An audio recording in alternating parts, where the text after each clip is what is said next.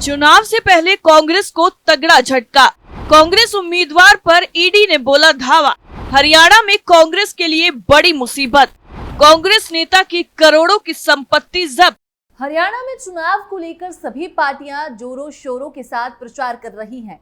कांग्रेस तो over confidence में नजर आ रही है क्योंकि चुनाव को जीतने का दम भर रही है, लेकिन कांग्रेस की खुशी में खलल उस वक्त पड़ गया जब कांग्रेस के नेता पर चुनाव में वोटिंग से पहले ईडी का छापा पड़ गया। जी हां, कांग्रेस के हरियाणा में उम्मीदवार और उनके बेटे पर ईडी का जबरदस्त डंडा चल रहा है और कई करोड़ की संपत्ति को भी ईडी ने जब्त कर लिया है। तो चलिए पूरी कहानी आपको बताते हैं कि आखिर कौन है ये नेता जिन्होंने कांग्रेस का खेल ही बिगाड़ दिया है। हरियाणा चुनाव सिर पर है और 6 दिन का वक्त ही बचा है। ऐसे में ईडी ने कांग्रेस नेता पर शिकंजा कसा है। दरअसल हरियाणा के चुनाव सिर पर है। इसी बीच महेंद्रगढ़ से कांग्रेस विधायक को लेकर ईडी एक्शन में आ गया है। प्रवर्तन निदेशालय ने कहा कि उसने धन शोधन जांच के तहत कांग्रेस विधायक राव दान सिंह, उनके बेटे और कुछ अन्य लोगों से जुड़ी संस्थाओं की 44 करोड़ रुपए से अधिक की संपत्ति जब्त की है। हरियाणा के 65 साल के राव दान सिंह महेंद्रगढ़ से विधायक हैं। कांग्रेस ने 5 अक्टूबर को होने वाले हरियाणा विधानसभा चुनाव में उन्हें फिर से इस सीट से मैदान में उतारा है।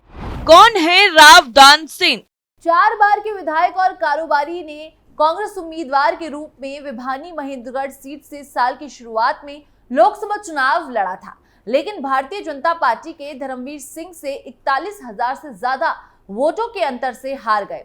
ईडी ने एक बयान में कहा कि कुर्की में राव दान सिंह और उनके बेटे अक्षत सिंह की संस्थाओं और हरियाणा के गुरुग्राम के सेक्टर 99A में मौजूद कॉबिन रेजिडेंसी के 31 फ्लैट और गुरुग्राम के हरसरू गांव में 2.25 एकड़ जमीन शामिल है। सनसिटी प्रोजेक्ट्स प्राइवेट लिमिटेड और ILD समूह से जुड़ी संस्थाओं के दिल्ली, गुरुग्राम, रेवाड़ी और जयपुर स्थित फ्लैट और भूमि को भी कुर्क किया गया है। क्या है पूरा मामला? धन शोधन का मामला 1392.86 करोड़ रुपए के कथित बैंक ऋण धोखाधड़ी के लिए एलाइट स्ट्रीट्स लिमिटेड नामक कंपनी के खिलाफ केंद्रीय जांच ब्यूरो यानी CBI की FIR पर आधारित है। ईडी के मुताबिक कोल्ड रोड स्टील का उत्पादन करने वाले एलाइट स्ट्रीट लिमिटेड को 2018 में इंसॉल्वेंसी एंड बैंकरप्सी कोड के तहत दिवाला कार्यवाही में शामिल किया गया था और बाद में इसे किसी अन्य कंपनी द्वारा खरीद लिया गया था। एजेंसी ने दावा किया कि सिंह से जुड़ी संस्थाओं को इस कथित बैंक ऋण धोखाधड़ी से अर्जित किए गए धन से 19 करोड़ रुपए प्राप्त हुए। ईडी का कहना है कि राव दान सिंह और उनके परिवार के सदस्य अभी तक जांच में शामिल नहीं हुए हैं। इससे पहले जुलाई में भी ईडी ने कार्रवाई की थी। राव दान सिंह, उनके बेटे और सहयोगी कंपनियों के दिल्ली, गुरुग्राम, महेंद्रगढ़ और जमशेदपुर में 16 जगहों पर छापेमारी की थी। तब ईडी ने दावा किया था कि इन कंपनियों और लोगों ने अपने खातों और बुक में हेराफेरी की है। छापेमारी में 1.42 करोड़ रुपए कैश, कुछ महत्वपूर्ण दस्तावेज, अघोषित 32 फ्लैट और जमीनें जांच एजेंसी को मिली थी। जांच एजेंसी ने तब छानबीन के बाद कहा था कि बड़े पैमाने पर गड़बड़ियां पाई गई हैं। उधर जांच में पाया गया कि बैंकों से लिया गया धन अन्य कंपनियों को असुरक्षित ऋण और अग्रिम भुगतान के रूप में दिया गया है।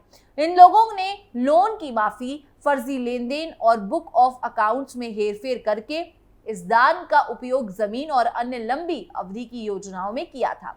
साथ ही बुक ऑफ अकाउंट में भी फर्जीवाड़ा किया गया। फिलहाल मामले की जांच जारी है। तेलंगाना के मंत्री पर भी ईडी का शिकंजा। एक तरफ हरियाणा में ईडी के एक्शन से जबरदस्त बवाल है, तो वहीं दूसरी तरफ कांग्रेस शासित राज्य तेलंगाना में भी ईडी का डंडा चल रहा है और ईडी के शिकंजे में तेलंगाना के मंत्री के अलावा और भी कई लोग आए हैं। दरअसल प्रवर्तन निदेशालय यानी ईडी ने 27 सितंबर को तेलंगाना के राजस्व मंत्री P. श्रीनिवास रेड्डी से जुड़े कई ठिकानों पर छापेमारी की है। ये छापेमारी 100 करोड़ रुपए से अधिक के कथित तस्करी अभियान से जुड़ी मनी लॉन्ड्रिंग के एक महत्वपूर्ण मामले की चल रही है। जांच के तहत ये पाया गया है। सूत्रों के मुताबिक हैदराबाद समेत राज्य में करीब 5 स्थानों पर छापे मारे गए हैं। रेड्डी के बेटे हर्ष रेड्डी के खिलाफ राजस्व खुफिया निदेशालय द्वारा दर्ज की गई शिकायत के बाद जांच शुरू की गई थी। जो राघव समूह से जुड़े हुए हैं। हर्ष रेड्डी पर 7 करोड़ रुपए की कीमत की 7 लग्जरी गाड़ियों सहित कई महंगी खरीदारी करने का आरोप है। इन मदों के लिए भुगतान कथित तौर पर हवाला लेन देन और एक क्रिप्टो करेंसी रैकेट के जरिए हुआ था। माना जा रहा है कि इस दौरान 100 करोड़ रुपए का लेन देन हुआ है। नवीन कुमार नामक एक शख्स ने भी ईडी की जांच के केंद्र में बना हुआ है। कांग्रेस पार्टी के एक प्रमुख सदस्य पोंगुलेटी श्रीनिवास रेड्डी तेलंगाना सरकार में राजस्व, आवास, सूचना और जनसंपर्क मंत्री हैं। इस जांच के राज्य के राजनीतिक परिदृश्य में भ्रष्टाचार और जवाबदेही के बारे में गंभीर सवाल उठ रहे हैं। जैसे जैसे ईडी की जांच आगे बढ़ रही है, वैसे वैसे तेलंगाना के राजनीतिक गलियारों में कई सवाल गूंजने लगे हैं, जो संभावित रूप से इसमें शामिल लोगों की प्रतिष्ठा और करियर को प्रभावित कर सकते हैं। ये पहली बार नहीं है जब पोंगुलेटी को ईडी की जांच का सामना करना पड़ रहा है। तेलंगाना में विधानसभा चुनाव से ठीक पहले नवंबर 2023 में उनके आवासों पर इसी तरह की तलाशी ली गई थी। रेड्डी ने सार्वजनिक रूप से इन छापों की निंदा की थी और आरोप लगाया था कि ये छापे राजनीति से प्रेरित थे और इनका उद्देश्य प्लायर निर्वाचन क्षेत्र के लिए उनके नामांकन पत्र दाखिल करने से कुछ दिन पहले उनकी उम्मीदवारी को कमजोर करना था। लेकिन अब एक बार फिर से ईडी का जबरदस्त डंडा चला है। एल्विश यादव पर भी ईडी का डंडा।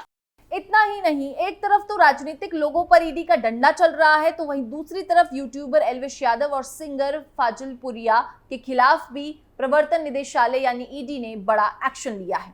ईडी ने एल्विश यादव और सिंगर फाजिलपुरिया की प्रॉपर्टी अटैच कर ली है। जांच एजेंसी ने ये प्रॉपर्टी यूपी हरियाणा में अटैच की है। बता दें कि ईडी एल्विश यादव और सिंगर फाजिलपुरिया के बयान पहले ही दर्ज कर चुकी है और दोनों से लंबी पूछताछ भी कर चुकी है।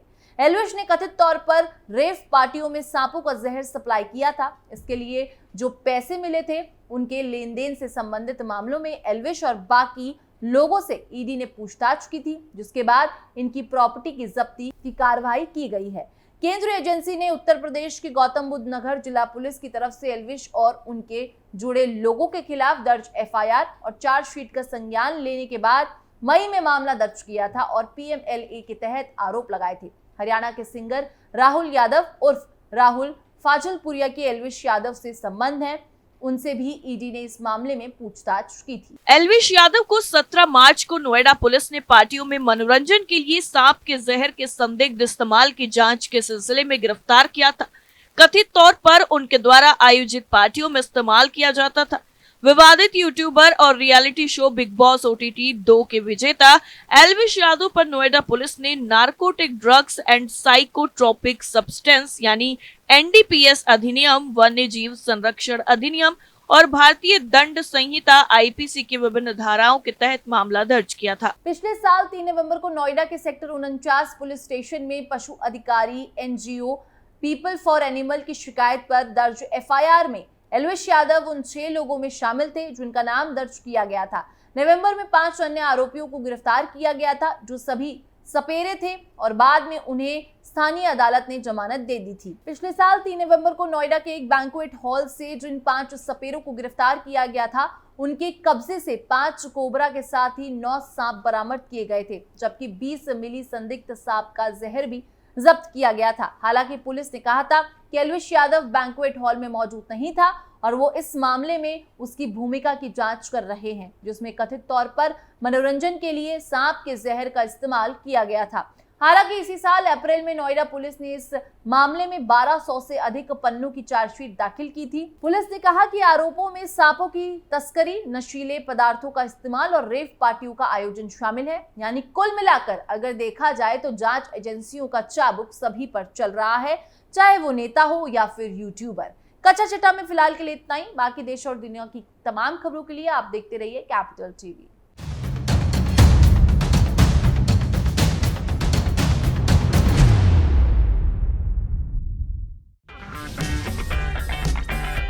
अगर आपको हमारा वीडियो पसंद आया हो तो इसे लाइक करें, हमारे चैनल को सब्सक्राइब करें और हाँ, बेल आइकन दबाना ना भूलें ताकि आप तक हमारे वीडियो की नोटिफिकेशन पहुंचती रहे। आप अपना सुझाव हमें कमेंट बॉक्स में दे सकते हैं। हमारे साथ जुड़ने के लिए शुक्रिया।